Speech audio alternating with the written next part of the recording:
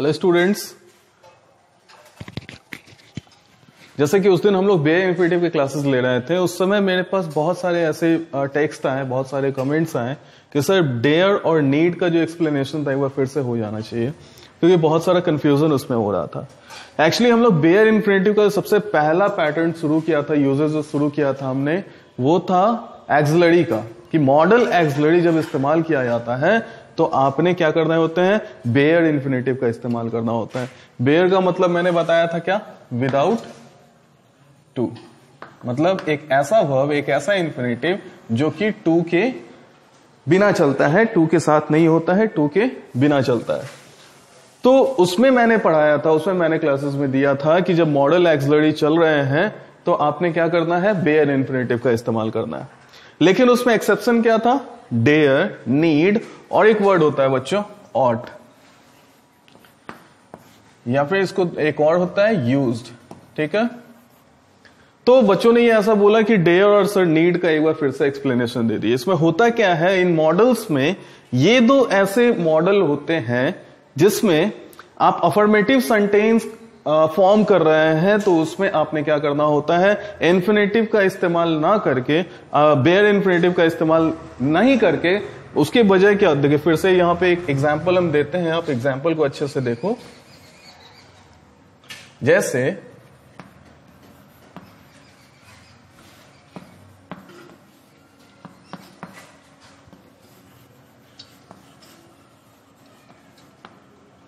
ये होना था, ठीक है, I dare not go there. कुछ बच्चे ऐसे लिखते हैं, I dare to go there. बच्चों ये सेंस जो होता है ये गलत होता है। कैसे गलत होता है, तो जब आपने इन दोनों का इस्तेमाल करना है, मतलब ऐसे मॉडल्स का आपने जब इस्तेमाल करना है, तो आपने इन्फिनेटिव का इस्तेमाल करना है। लेकिन जैसे ही आपने एंड का लगा देते हो तो आपने क्या करना है, बेयर इन्फिनेटिव का इस्तेमाल करना है। फिर से एक बार, जब भी, चूंकि देखो ये भी एक मॉडल है, ये भी एक मॉडल है, और मैंने क्या बताया बेयर इन्फिनेटिव में कि जब आप मॉडल का इस्तेमाल कर रहे हो तो आपने इन्फिनेटिव का इस्तेमाल नहीं करके किसका इस्तेमाल करना है, बेयर इन्फिनेटिव का। लेकिन डेयर और नीड कुछ ऐसे एग्जाम्पल्स हैं जिसके साथ आपने क्या करना होता है कि जब इंट्रोगेटिव और निगेटिव सेंस आप फॉर्म करते हो तब आपने बेयर इन्फिनेटिव का इस्तेमाल, देखो यहां पे टू है, नहीं है ना टू, तो तब आपने क्या करना होता है, बेयर इन्फिनेटिव का इस्तेमाल करता है। और जब आप अफर्मेटिव सेंटेंस फॉर्म कर रहे होते हो उस समय आपने क्या करना होता है, इन्फिनेटिव का ही इस्तेमाल करना होता है। इस बात को थोड़ा सा अच्छे से समझिएगा। फिर से हम इसको एक्सप्लेन करना चाहते हैं कि जब आप अफर्मेटिव सेंटेंस को फॉर्म कर रहे हैं तो आपने इन्फिनेटिव ही चलना है। क्या चलना है, इन्फिनेटिव ही चलना है। लेकिन जब आप इसी के इंटरोगेटिव या नेगेटिव फॉर्म को यूज कर रहे हो, मतलब वर्ब के साथ एंड इसका इस्तेमाल कर रहे हो, तब आपने क्या करना है, बेयर इन्फिनेटिव का इस्तेमाल करना है। ठीक है, इसी सेंस में एक और एग्जांपल देते हैं हम तुमको। जैसे देखो, एक और एग्जांपल देखो, अगर इसके साथ रहता है डज या डिड लगा देता है, जैसे I didn't dare, I didn't dare to go. ठीक है, I didn't dare to go. तुम बोलो सर ये भी आपका निगेटिव फॉर्म चल रहा है। अभी तुमने क्या सीखा कि जैसे ही आप निगेटिव फॉर्म यूज कर रहे हो तो आपने बेयर इन्फिनेटिव देना है। क्या देना है, बेयर इन्फिनेटिव विदाउट टू देना है। लेकिन यहां पे तुम इस सेंटेंस में देखो, ये भी निगेटिव चल रहा है, इसमें आपने क्या कर दिया, डिडंट डाला। निगेटिव सेंटेंस ही फॉर्म कर रहे हो, लेकिन फिर भी यहां पे क्या चल रहा है, इन्फिनेटिव चल रहा है, मतलब वर्ब प्लस टू चल रहा है। तो ऐसे सेंस क्या हो रहा है, मतलब यहां पे ये जो चल रहा है आपका मेन वर्ब चल रहा है, डेयर आपके मेन वर्ब में आ रहा है बच्चों। ठीक है, अगर डेयर के साथ नॉट लगा है देन यू हैव टू आपने बेयर इन्फिनेटिव यूज करना है। अगर डेयर के साथ नॉट लगा है तभी आप बेयर इन्फिनेटिव का इस्तेमाल करेंगे। एल्स किसी भी तरीके से आया हुआ है, यह अफर्मेटिव सेंटेंस फॉर्म किया हुआ है या फिर नॉट आपने हेल्पिंग वर्ब के साथ लगा हुआ है, देन आपने इन्फिनेटिव का ही इस्तेमाल करना है। ये बात आपने कंफर्म हो जाओ, ठीक है। ये दोनों के साथ चलता है, डेयर और नीड दोनों के साथ ये सेंस चलते हैं। दूसरा जो मैंने वर्ड लिखा है ऑट और यूज्ड, ये भी एक ऐसे मॉडल्स चलते हैं। इसमें क्या होता है, always you have to use infinitive, ठीक है। ये कुछ एक्सेप्शंस होते हैं, वो मैंने लिख दिया है। क्या, डेयर और नीड के साथ जब ये इंट्रोगेटिव या नेगेटिव फॉर्म करेगा तब आपने क्या करना है, बेयर इंफिनिटिव इस्तेमाल करना है। एल्स अगर ये अफर्मेटिव चलता है या नेगेटिव इस सेंस में चलता है तो आपने इंफिनिटिव ही फॉर्म करना है। सेकेंडली मैंने क्या बताया, ऑट और यूज का इस्तेमाल कर रहा है तो आपने इंफिनिटिव भी इस्तेमाल करना। जैसे I used to run early in the morning. इस सेंटेंस को देखो, I used to run early in the morning. यहां देखो क्या हो रहा है, यूज्ड इस्तेमाल हो रहा है और यूज्ड के साथ क्या हो रहा है, टू रन एक इंफिनिटिव का इस्तेमाल हो रहा है। चूंकि ये ऑट क्या है, यूज्ड क्या है, मॉडल है, इसके बावजूद मैंने ये क्या पढ़ा है, टॉपिक कहां से शुरू किया था, बेयर इन्फिनेटिव का हम लोग यूजेस पढ़ रहे थे। उसमें सबसे पहले मॉडल लाए थे कि जहां भी आपने मॉडल दिया हुआ है वहां पे आप इन्फिनेटिव का इस्तेमाल नहीं करोगे। लेकिन ये कुछ एग्जांपल्स हैं, आप इसको कंसीडर कर सकते हैं। आगे हम लोग बढ़ेंगे और देखेंगे बेयर इन्फिनेटिव के। आई होप कि आपने ये सारी चीजें, डेयर, नीड जो आपने कमेंट किया था, टेक्स्ट किया था, वो सारी चीजें क्लियर हो गई होंगी। और आगे अब हम लोग बढ़ते हैं इसके नेक्स्ट यूज और सारे वर्ड्स के साथ देखते हैं। तो बच्चों हम लोग नेक्स्ट चलते हैं, नेक्स्ट यूज की तरफ चलते हैं। ये क्या बोलता है, एक बेयर इन्फिनेटिव आपने इस्तेमाल वहां कर सकते हो जहां पे आपको ऐसे वर्ड्स देखने को मिलते हैं। ये वर्ड्स बच्चों बहुत इंपॉर्टेंट है, इन वर्ड्स को आप लोग देख लो। Had better, had rather, had sooner, would rather, sooner than and had rather than, ठीक है।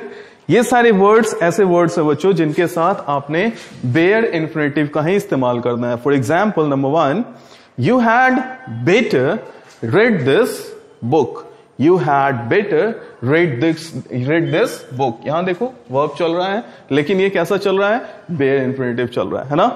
I had rather dance than sing, dance चल रहा है, कैसा, बेयर इन्फिनेटिव चल रहा है। तो इस तरीके से हम लोग देखते हैं कि ऐसे वर्ड्स को जब हम लोग कंसीडर करते हैं तो ऐसे सिचुएशन में ये वर्ड्स हम लोगों को याद करने पड़ते हैं। ये वर्ड्स याद कर लेंगे उसके बाद ही हम ऐसे सेंसेस को पकड़ पाएंगे। ये आप लोगों को नेसेसरी हो जाता है किसमें, जब आपको मतलब जो एरर पूछता है आप लोगों को, तो एरर बताने के क्रम में एक क्वेश्चन कुछ ऐसा होता है मॉडल से लगभग खींच देता है जिसमें हम लोग फंस जाते हैं उसको क्लियर करने में कि आखिर उसमें मिस्टेक कैसा हो रहा है। तो ये वर्ड्स कुछ ऐसे वर्ड्स हैं जिसको मेमोराइज कर लिया जाए, इसके बाद हम लोग समझ में आ जाएगा कि आपने इन्फिनेटिव यूज करना है या फिर बेयर इन्फिनेटिव इस्तेमाल करना है। चलिए हम लोग नेक्स्ट यूज की तरफ चलते हैं। नहीं, बिल्कुल सही बोल रहे हैं। तो बच्चों हम लोग नेक्स्ट पॉइंट की तरफ चलते हैं। नेक्स्ट पॉइंट, आपने जो बेयर इन्फिनेटिव इस्तेमाल करना है कुछ ऐसे सेंस के लिए इस्तेमाल करना है जिसमें आपका एक्सपेक्ट का सेंस आता है, उम्मीद का सेंस आता है। नहीं, एग्जांपल्स देखिए, she is better able to sing than dance. She is better able to sing than dance, मतलब डांस वो नहीं है, ठीक, करना क्या है उसको, सिंग। और इसमें एक्सपेक्ट क्या आ रहा है कि वो डांस नहीं, वो बेटर है किसमें, सिंग में। तो ये एक्सपेक्ट का सेंस आ रहा है ना, नहीं, उससे एक्सपेक्ट किया है, एक्सपेक्टेशन आ रहा है। नेक्स्ट एग्जांपल देखिए, she did know more then वेप, वो कुछ नहीं करती है सिवाय रोने के। तो ऐसे में क्या हो रहा है, ये उम्मीद किया जा रहा है इसके साथ। थर्ड एग्जांपल देखिए, she did nothing but laugh and sing, वो कुछ नहीं करती है, सिर्फ क्या करती है, इसको कुछ नहीं, लाफ और सिंग, इसके अलावा इसको कोई काम ही नहीं है।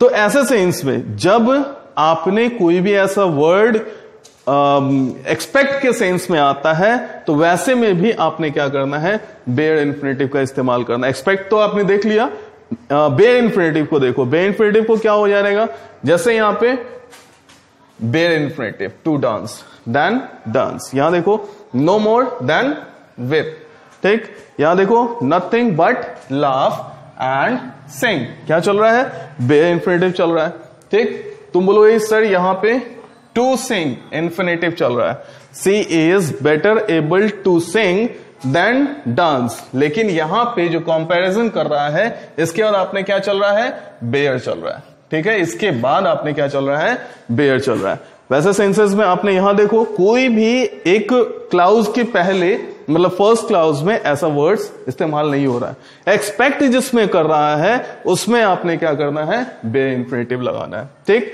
तो ये सेंस कुछ ऐसा पकड़ता है, अगर आपने इसको कंसीडर कर पाए तो ठीक है, एल्स कोई इशू नहीं है। आप इतना समझो कि जब एक्सपेक्ट का सेंस आता है, किसी से कोई उम्मीद किया जाता है, एक्सपेक्ट किया जाता है, वैसे सेंस में भी आपने बेयर इंफिनिटिव का इस्तेमाल करना है। तो आगे हम मूव करते हैं, एक दो इशूज, एक दो यूजेस और बताएंगे, उसके बाद फिर हम क्या करेंगे, आगे हम लोग जेरेंट पार्टिसिपल की तरफ मूव करेंगे। तो बच्चों हम लोग नेक्स्ट इशू, नेक्स्ट यूज, ठीक है, ये यूज नहीं है, बस के लिए कंपैरिजन हम आपको दिखा रहे हैं। ठीक है, हेल्प और नो ऐसे वर्ड्स हैं। ठीक है, इसमें क्या होता है, आपने जैसे एग्जाम्पल जो सामने देख रहे हो, पॉज करो और इसको एग्जाम्पल को कंसीडर करो। आप पाओगे कि दोनों ही सेंटेंसेस बिल्कुल 100% राइट लिखे हुए हैं। हम बोल देते हैं, I helped him to mend his bicycle, या फिर टू रिपेयर हिज बाइसिकल। मैंने उसको हेल्प किया बाइसिकल को मेंड करने में, रिपेयर करने में। Second example is, I have never known him to lose his temper. मैंने उसको कभी नहीं जाना, मतलब कभी नहीं देखा, कभी नहीं जाना, किस चीज के लिए, टेम्पर लूज करने के लिए उसको कभी नहीं मैंने जाना। तो ये दोनों ही सेंटेंसेस आप कंसीडर कर सकते हो कि एकदम एप्रोप्रिएट, एकदम सही चल रहा है, नहीं। लेकिन कुछ स्टूडेंट्स इस सेंटेंस को एक तरीके से और लिखते हैं। क्या लिखते हैं, आई हेल्प्ड हिम मेंड और रिपेयर हिज बाइसिकल। ठीक, इस सेंटेंस को कैसे लिखेंगे वो, I have never known him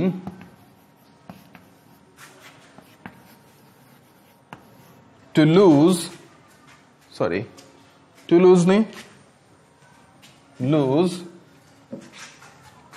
his temper। ठीक है, कुछ स्टूडेंट हेल्प और नो के बाद कुछ ऐसा सेंटेंस क्रिएट करते हैं, this one and this one. ठीक है, ये सेंटेंसेस क्रिएट करते हैं, मतलब एक में आपने इस्तेमाल कर रहे हो क्या, इंफिनिटिव, और फिर उसी सेंस में सारे वर्ड सिमिलर हैं, इसके बावजूद आप इस्तेमाल कर रहे हो बेयर इंफिनिटिव। यहां पे भी देखो, नो हिम टू लूज मतलब इंफिनिटिव चल रहा है, और यहां पे बेयर इंफिनिटिव चल रहा है। तो ऐसे में सजेस्ट किया जाता है कि क्या सही है, दिस वन इज राइट और दिस वन इज राइट। बच्चों मैं ये प्रेफर कर रहा हूं कि both the sentences are correct.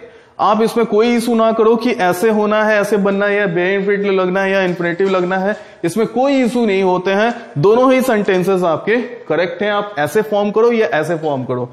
But in present scenario, अभी के सिचुएशन में आपने नो और हेल्प के साथ बेयर इंफिनिटिव को ही कंसीडर किया जा रहा है। किसको कंसीडर किया जा रहा है, बेयर इंफिनिटिव को। हेल्प और नो दो ऐसे वर्ड हैं जिनके साथ आपने क्या करना है, बेयर इंफिनिटिव ही कंसीडर करना है, इंफिनिटिव को कंसीडर ना कीजिएगा। अब जैसे इसको एक तरीके से और समझिए, I have never known him to lose his temper, उसका टेम्पर, मतलब ये ऑब्जेक्टिव चल रहा है, यहां पे भी एक नाउन होना चाहिए था, लेकिन नाउन बन रहा है, तो नाउन तो बेयर इंफिनिटिव भी तो एक नाउन का ही काम करेगा ना।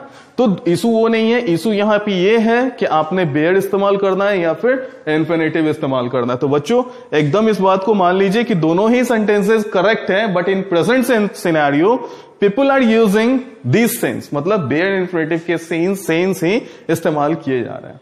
तो यहां पे आपका बेयर इंफिनिटिव का सारे क्लासेस, सारी यूजेस मैंने यहां पे दे दिए। अब आपके क्लासेस जो चलेंगे जेरेंड के तरफ चलेंगे, और फिर हम लोग ये देखेंगे कि जेरेंड का जो आईएनजी फॉर्म था वो किस तरीके से पार्टिसिपल से अलग है, और जो इंफिनिटिव जो कि नाउन के ऐसा वर्क करता है उससे भी अलग है, क्योंकि इंफिनिटिव और जेरेंड दोनों नाउन के ऐसा काम कर रहा है। तो दोनों अलग अलग तरीके से हम इन सब चीजों को देखेंगे। तो अगले पार्ट में, अगले क्लास में हम लोग उस चीज को क्लियर करते हैं। For today, thank you.